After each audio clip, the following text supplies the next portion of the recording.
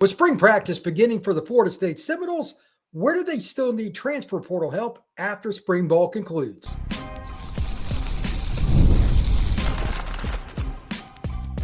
You are Locked On Seminoles, your daily podcast on the Florida State Seminoles. Part of the Locked On Podcast Network, your team every day.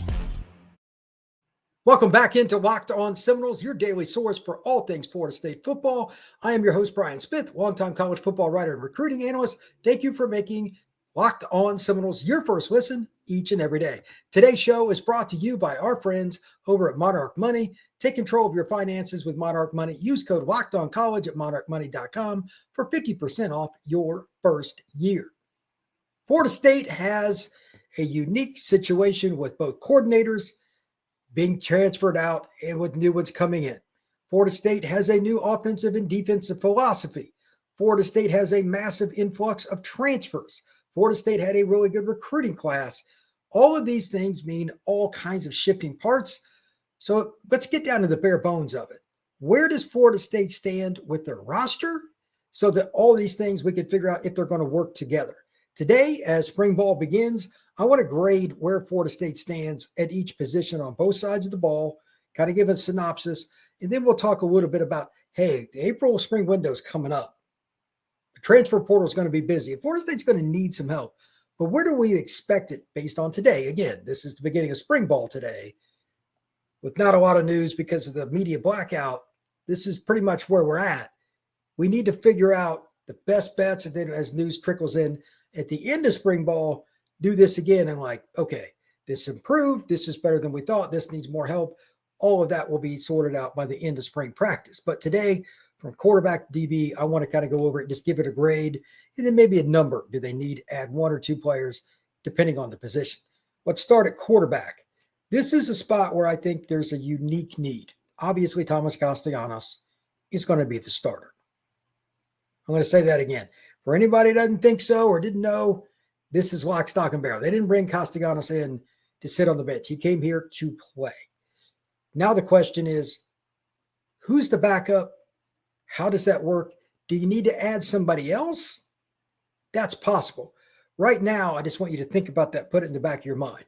But as an overall grade, I give Florida State roster by traditional Florida State standards a C at the quarterback position because they have failed to keep Croman Hawk in the fold, and I know that was a whole ordeal. There hasn't been much movement in terms of really good high school recruiting in general, other than Croman Hawk. I'm sorry, but that's just the way that is. And there's really no indication that there's anybody that's going to push Thomas Castellanos for the starting job. Even if you've got a really good player coming in from the portal, you want to see a lot of guys compete and push. Maybe I'm wrong, but I don't have a lot of faith in what Florida State has on their depth chart at quarterback right now, because Thomas Castellanos fits Gus Malzahn's offense to a T. But does Brock Glenn? And I wasn't impressed with Brock last year. You know, he had moments that he was good. He's a better athlete than he's been given credit for, but I'm not sure. Trevor Jackson, can he make the reads after the snap? He's the walk-on with a lot of talent. And then, of course, you got a freshman in Kevin Sperry. This is not where Florida State needs to be at quarterback. I think they need to get a transfer portal quarterback in the spring. And you're probably, what do you mean? As a backup. I'm not saying that it's somebody that's going to immediately walk in, compete with Castellanos. That's very unlikely.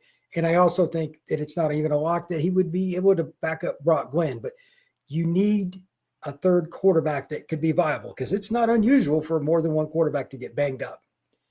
Do I think they need to add one? Yes, in a perfect scenario. This is one of those. It depends on what's available, but if it's a guy from the MAC, maybe it's a G5 guy that's a grad transfer possibly. Maybe it's somebody that started at least a few games. I think that would be a great idea. So again, right now, and I'm basing this on a very high standard, like the elite days of the Bowden era, the 2013-14 run of Florida State, like where would this rank in terms of the depth chart? It's very average, and it cannot happen for Florida State to get back to elite status. They did really well to get Castellanos. Don't get me wrong. I'm happy he's there because he fits Gus's offense. But if he gets banged up, are you confident? Like if he gets hurt against Bama, let's say, and he sprains his ankle, misses the next 3 weeks, are you confident Florida State is going to do well with Brock Glenn, especially in this system? I'm not. I need to see somebody else come in that's got some mobility and fits. I think they need to take at least one guy. Moving on to running back, this is one of the spots that I'm in love with it. I think it is ironic, again, with Malzahn's offense, having a multitude of not only good athletes in the backfield, but different playing styles is perfect for where Malzahn is. I don't think it's an A+ because you don't have like a first-team All-American. You don't have Jeremiah Love in the backfield, but you've got some really good dudes and multiple guys that I think could possibly end up playing pro football. So let's see how that goes. I'm going to leave anything that goes along with freshmen and all that out. Just want to center on two players for today, and then we'll talk about some hybrid situations as well. But how healthy is Rodell Williams? He was the transfer at Bama and he was a good player. Got banged up last year, missed most of the year. Cam Davis was a freshman last season that was thrusted into the lineup in many different ways very early. He got beat up because the offensive line was terrible, but he kept battling. When he came back, he ran as hard as he could, did the best he can. And I know he has hands. He can be a blocker. So you got not one, but two guys that can be every down backs. How many college football teams can really, truly make that statement about their running back room? Not a guy that's coming in as a JUCO transfer or a true freshman, but have been on your roster, have the size to pass protect, run between the tackles, and can catch. Both Williams and Davis can do that. And that doesn't even count Sam Singleton, who's a guy that's trending in that direction. I don't know how big he's gotten, but Sam's an athlete for sure. He had the 95-yard kickoff return for a touchdown for Florida State last year. Then you got Jalen Lucas. You got Chroma coming in. I mean, this is a really good room. I don't, Holmes and all these guys, they have different roles that they'll get defined during spring. That's what practice is for, and that's great. So instead of like an AA+, I'll say Florida State's room is an A- right now because I think multiple guys will at least make it to the NFL as practice squad guys or get a chance to actually play on Sundays. I still think Cam Davis has a world of talent. Rodell could make an NFL roster, and I really think that Chroma could as well. We'll see what Lucas, Singleton, Holmes, all these guys do as well. But depth is there and different body types for put them in the slot. Florida State's in a really good spot at running back. There's no reason to think they won't be very successful this season. Unfortunately, the next spot is the one that I think myself and most Florida State fans are just kind of scratching their heads. It's not a lack of talent. It's not a lack of body types. It's not a lack of experience. But last year, anything that could go wrong seemed to at the wide receiver position. I mean, like grading it on talent with Benson and those guys that came in, you're like, okay, we got a chance to be B+, maybe not like A+ Florida State standards, but this should be a pretty good group. Nobody hit that came in, like nobody did. I don't know what's going to happen. Is Jalen Brown going to be a guy? The freshman came in and did a little bit, but the offensive line, that was certainly part of it. There's really no reason to sit there and think that it was anything worse or anything better than like a D. It was below average at best, and that's being kind. A lot of people I know told me they thought it was an F. The drops, the inconsistency, it was just a disaster. So this year you bring in Deuce and Squirrel, which that's two really good football players with a lot of experience. And all of those freshmen got playing time last year. You got Javen Boggs coming in, Jordan Scott. I don't know which guy or guys it will be, but I'm projecting that at least one or two of the guys from last year that played will move back. And maybe it's Hakeem that's the other starter. I don't know. Maybe somebody like Elijah Moore makes a move and he's in the starting lineup. I don't know. But I'm going to give Florida State and give them the benefit of the doubt. I'll give them a B- for right now because there are two things they have that you cannot teach. They got a lot of size and they have a lot of speed. Jalen Brown's one of the fastest guys in college football. Squirrel White's one of the fastest guys in college football. Deuce Robinson, 6'6". Hakeem Williams is like 6'3", 215. They have unique body types all over the place. Then you have Wayne McCoy, BJ Gibson, guys that have great hands that are very unique. Then you got Boggs, who's a power slot. Like they have everything. And then on top of it, you got the monster in Jordan Scott that came in. There's nothing they don't have physically. One of these guys at least is going to hit in addition to Deuce and Squirrel. Those are your two locks. How could Florida State not be good at receiver this year? Other than injuries, there's no excuse. So again, I'm going to say B-. Not quite B like above average, like they're on that cusp. Still need to see a third guy develop. I'm hoping it's Hakeem. He'll be a junior this fall in Tallahassee. But maybe it is Jordan Scott. Maybe it is Boggs. I don't know. Whomever it is, it'll be somebody with a lot of physical skills. The only way I see them taking somebody from the portal if it's another complete disaster in spring ball. Now, coaches can wax poetic all they want at the end of spring, and the post-spring practice press conference is always just lying at every program. They're in a bad spot. What are they going to do? Say, our guys played hard spring ball, but they're not any good. I get it.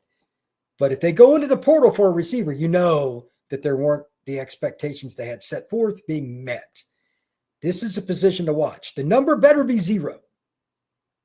They better not need anybody at the end of spring at the wide receiver position. But will they? I don't know yet. Tight end is also in conjunction with the receiver, very unique, but for a different reason. Your best guy is only going to be a true sophomore, Landon Thomas. Heck of a player, has a future in the NFL. I think everybody knows that. But what about Amari? For those that don't remember and or know, Amari Williams is going to try out at outside linebacker / pass rusher on defense, and maybe, keyword maybe, he will still play some on offense. Well, how does that work? So I really don't know how to grade it. They got Marcus Douglas, Biscuit, came back from Arizona State. They got Randy Pittman that transferred in from UCF. He was with Gus down there in Orlando. So they're in a pretty good spot. Plus, they got Chase Lofton, who's a really talented player. Do they need Amari? Debatable. I don't know. But I think they're in a much better spot than what most people think at tight end. It's just that if I knew for sure Amari was going to play quite a bit at tight end, this is like an A-. Like, I don't know if it's the best in the country, but it's got a nice blend because Pittman can be your H-back. Marcus Douglas can be your pure power guy. He's not that far away from 300 pounds. You've got Landon Thomas and Amari who are very good at going and getting it, and they're a year into their weight program now, so they're going to be better blockers. There's really nothing not to like.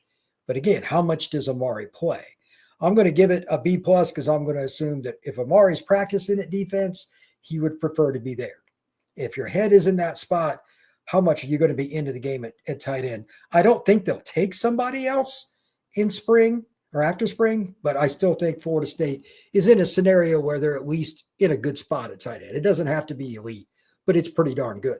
When we come back, we're going to talk about the offensive line and move on over to the defense. That is here on Locked On Seminoles. Scaling your business requires the right expertise at the right time. With Upwork, you can find specialized freelancers in marketing, development, design, and more, experts ready to help you make your business go to the next level. Upwork gives businesses flexibility by connecting them with top freelance talent across multiple industries, such as IT, AI, web development, and marketing. Whether you need extra hands for a project or a long-term partner, Upwork makes hiring people very simple and affordable. Here's something else that it's really important to do with Upwork. Instead of hiring full-time, Upwork helps you find affordable top-tier freelancers to scale your business and make it more efficient. Visit Upwork.com right now and post your job for free. That's Upwork.com to connect with top talent and grow your business today. This show is also brought to you by Fabric. Life moves fast, especially when you have a family. One day you're watching your kids take their first steps, and before you know it, they're off to college. That's why securing their future is so important. Fabric by Gerber Life makes it simple to get term life insurance that fits your family's needs. With Fabric, you can apply for term life insurance online, right from your couch, and you could be covered in under 10 minutes. And in many cases, you don't even need a health exam. Something that's really good about it, this is a situation where Fabric also offers free digital wills, and it also has access to investment accounts to help you plan for your children's future. Join the thousands of parents who trust Fabric to help protect their families. Apply today in just minutes at meetfabric.com/lockedoncollege. That's meetfabric.com/lockedoncollege. Policies issued by Western Southern Life Assurance Company, not available in certain states. Process or prices subject to underwriting and health questions. How do you feel about Florida State's offensive line after adding not one, not two, not three, but 4 transfer portal players up front, all with starting experience? I'm much happier than I thought I would be. But when I remember looking back at this early December when the transfer portal window opened, I said to myself, I wonder if Florida State will take 5 or 6. I really didn't think it would be 4. But then again, I didn't think Florida State would be in a scenario where they had the ability, quite frankly, to just take 4, because I didn't think they'd be able to get 4 starters. Hats off to everybody involved for getting all those guys together. That's important. But here's my question before I give a grade. Injuries happen. Lord only knows Florida State has been hosed by injuries on the offensive line the last 2 years. Whether it was Mo battling through ankle injuries or whatever it was, Florida State has done everything they can to just assemble a lineup sometimes. So should they go out and get another transfer to help with depth and compete for a starting job? Whether you want to agree or not, you need more competition, even if that really irritates some of the younger guys. They need something to happen. And I know that Norvell's talked about, okay, Jonathan Daniels and some of these guys, they're making moves, they're getting better. I need to hear that they're starting before I care. After last year, him being so positive and waxing poetic about how good Florida State was going to be, and then them going 2-10, no offense, I have zero interest in what Norvell says at a press conference until they start winning again. Zero. I'll still talk about his press conferences, but I'm guarded at best. So guys like Andre Otto, Jacob Rizzi, Jalen Early, everybody's had a chance to play, but nobody really established themselves. I think they need to take one, and right now I think they're at a C level because their depth is not good enough. I think the starters will be pretty good. Maybe it's Richie Leonard, maybe it's Andre Otto, maybe it's Rizzi.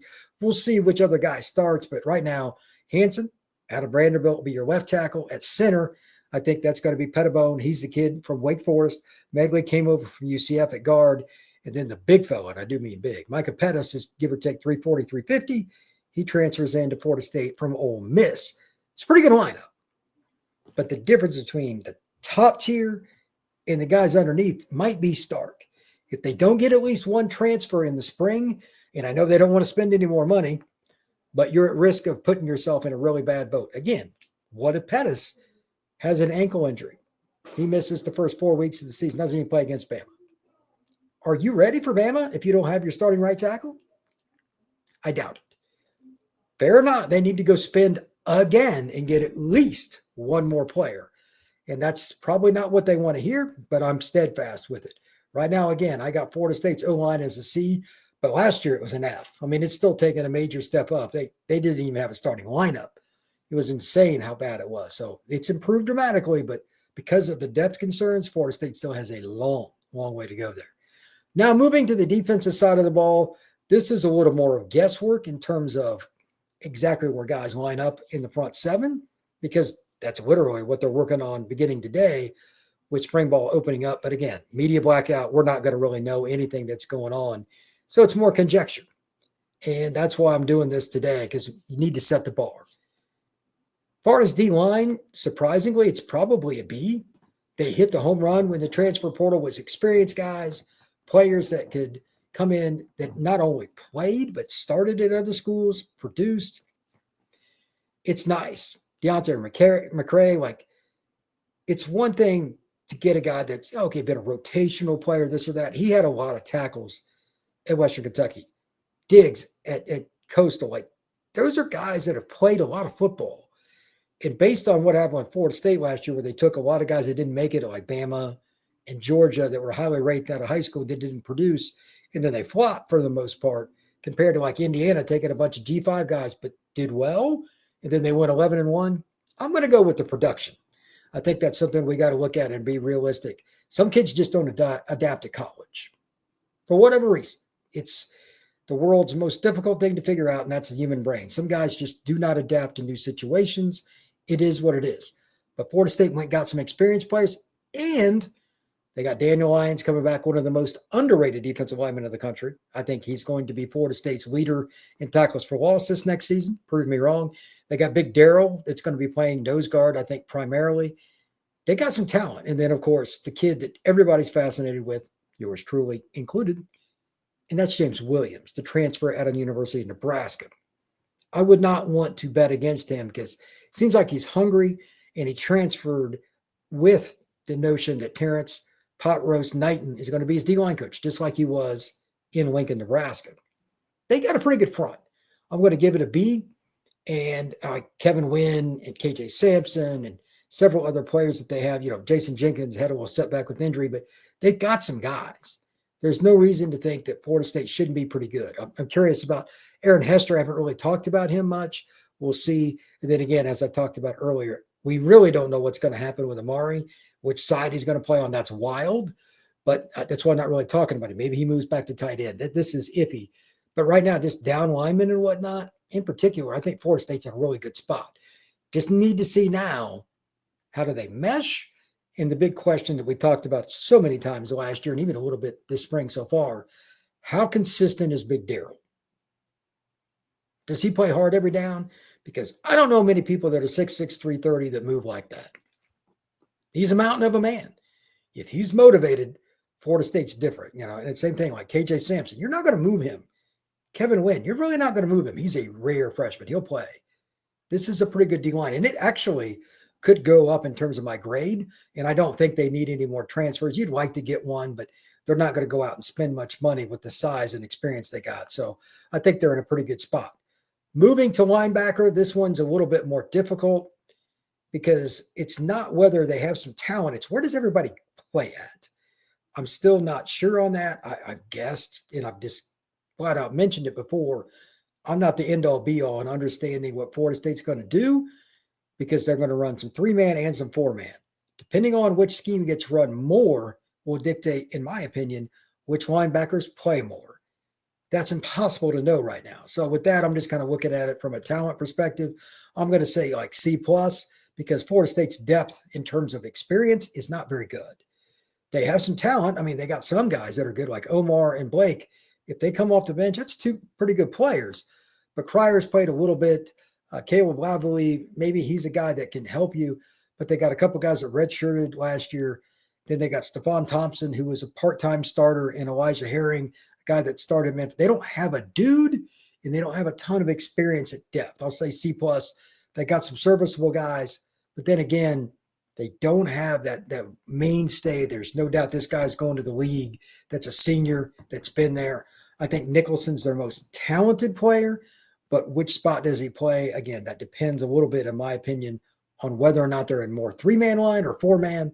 I think he's better in a 4-man front, but if he's going up against offensive guards where his speed and athleticism can be used, but not as importantly as it would be in a 4-man front where he's getting the guard at least chipped by a defensive lineman. He can shoot some gaps. We'll see how he's used because he might get moved to the outside and blitz more, be more in a nickel package. We'll see. Right now, I'm going C+, and if they can get a really good linebacker after spring, I would take one. That's just my opinion. Maybe I'm wrong, but I think Florida State would be wise to do so. When we come back, we're going to talk about the secondary and a little bit of a question mark about the kicking game. That is next here on Locked On Seminoles.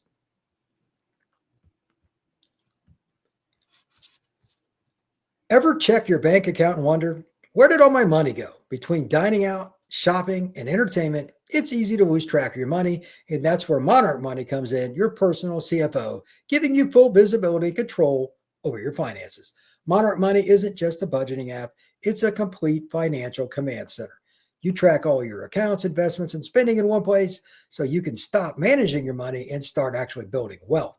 The best part about it, you can manage your money with your partner and do so a lot easier. It's going to be smoother.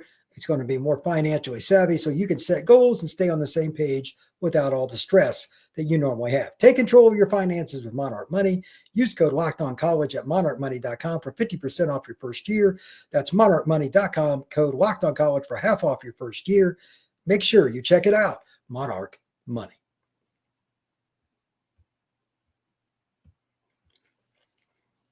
Florida State secondary is the one spot other than like Thomas Castellanos starting at quarterback that I'm like, okay, we kind of know they've got the starters. The only difference here, obviously quarterback, there's only one. Who starts and where? Those are two different questions because I think there's a couple of guys that are pretty much locked. Shaheem Brown is going to play one of the safety spots. But in this defense, they primarily use 3 safeties. Well, which one do you want Brown in? Which one are you most comfortable with him taking, quote, a leadership role? And B, the role of who calls the plays, is it both for him? Because he's got a ton of experience. I could see it, but maybe you want to pass that on to somebody else. Spring ball is going to figure that stuff out. So if you notice that I'm purposely not saying like free safety or starting boundary or anything like, this is going to be generic on purpose. Because even if the Nebraska coaches that came over, like Evan Cooper, the coaching staff in general, it has Knighton, it has Coach White, all these guys, they have an idea. They still haven't worked with these players in pads until today. They can only guess. So I am literally purposely not using a whole lot of titles here and saying defensive backs or secondary. Just full disclosure.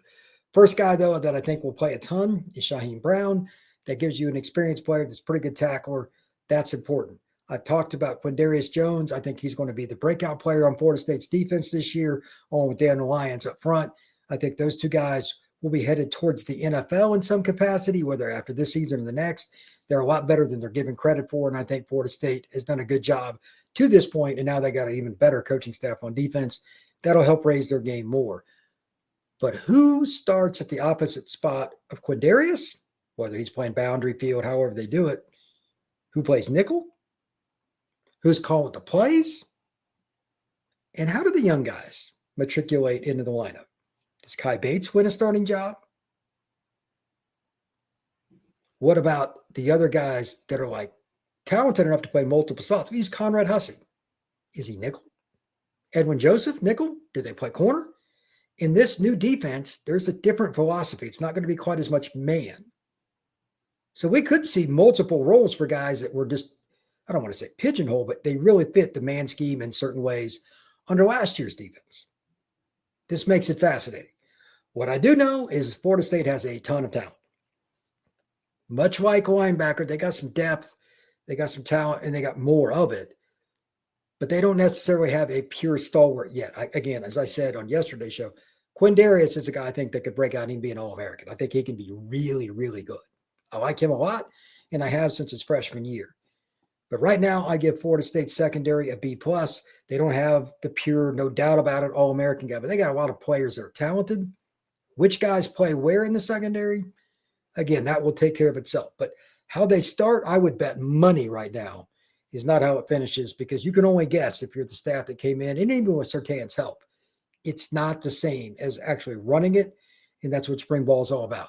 It is a long, grueling, slow, and painstaking process to figure out who fits where and why. Nickel package, dime package, blitz package. In the end of the game, who do you trust not to get beat deep? All these little things changes the roster in terms of how you recruit. It changes your depth chart from game to game because who you're playing. Georgia Tech's offense is different than Miami's. It is volatile. But Florida State has the bodies in the secondary to move guys around. That's the good news. Plenty of speed, plenty of length. They got experience. They got all those things. I give it a B+. Would I take somebody in the secondary? Only if it's a guy that's a bona fide stud, somebody who became disenchanted with where they are or wanted to go to a program that gets more exposure. It's possible, but I think it's unlikely. I think Florida State's in a pretty good spot. Again, I give them a B+. We'll see. The last point I want to make, and I rarely talk about special teams that much because honestly, Florida State, they had, in my opinion, the best combo of kicker and punter in the nation last year. Fitz, he's an NFL stud, in my opinion. He'll end up playing the NFL a long time. Mastromanno, really good. You're going to be replacing them. I just want to make an overall statement here. Because you're losing not one, but two guys in the same year that have NFL talent, putting their foot to the ball, it might change your play calling on both sides of the ball. You might be more aggressive on offense, etc., because you're almost surely not going to be as good a field goal kicker. You can at least do some things schematically with punting to somewhat make up for Mastromanno, but it's not likely all the way. So Florida State might be more aggressive. I don't know how to grade kickers and punters in general, as certainly after losing two All-American candidates. We'll see, but it's going to go down. But expect Florida State to be really aggressive on offense because of that. It's just something to think about overall. Thank you once again for making Locked On Seminoles your first listen each and every day.